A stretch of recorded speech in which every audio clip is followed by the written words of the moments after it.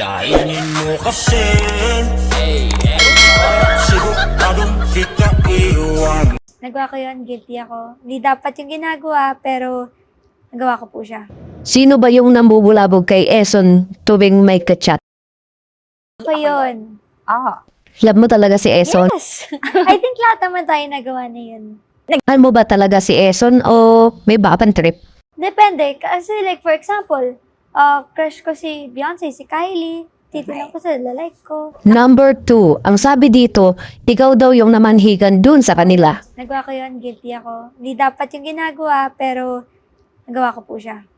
Okay, number 3, saan ka unang na-in love at saan mo siya nakilala? Yun, naka-experience po ako noon. Nursery pa lang. Yeah. My whole life, actually. Nursery, grade school, high school, and dito sa showbiz industry, and the people on social media.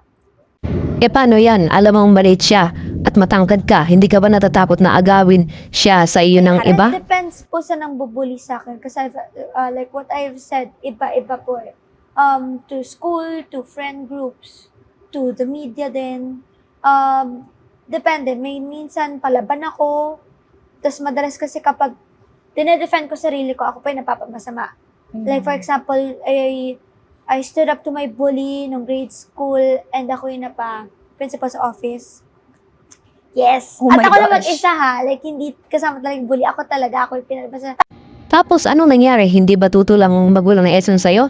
Pinagalitan ako kung ba't ko daw sinabi mga ganun bagay. Sabi ko, kasi siya eh. Kakainis siya eh. Siya naman yung nauna eh. Ganun, Ayun. ganun. Pero hindi ka naman nila pinapili sa dalawa kung si Kuya Benza ba o si Eson. Ngayon, I just choose my battles. Kasi ngayon, I've learned na may mga tao, may mga opinion na wala naman ambag sa buhay. So, ba't kailangan pang isipin? At sino naman ang mas the best dito?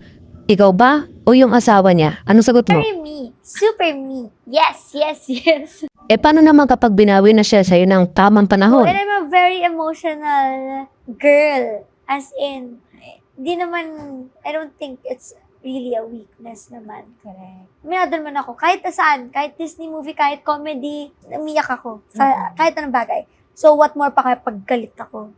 Ngunit alam ko naman hindi mo siya makakalimutan, di ba? Yes. Dahil Ano po talaga ako eh. Kung gaano ako ka-intense, kaya ko ding wala na agad. Na parang walang nangyari. Eh di napaka-assuming mo pala kung ganun. Lumaki kasi ako sa roller coaster. Ewan ko po, I've just been through a lot.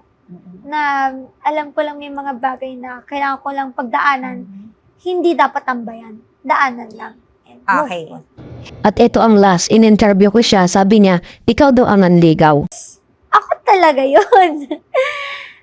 Pero hindi lahat. May mga times lang talaga na parang this is too much. Or usually sumasagot ako sa bashers kapag hindi siya totoo. Pag importanteng matter siya na hindi totoo. Kasi ang daming rumors, hindi lahat yan mako-correct ko. But like if it's really affecting my reputation or my family, I speak up. And if recently parang meron lang super na sexist lang ako na mga statement, like, dun, clear ko lang yung name ko kasi I just don't think it's right. A few moments later. Kainin mo kasi siguradong kita iwan.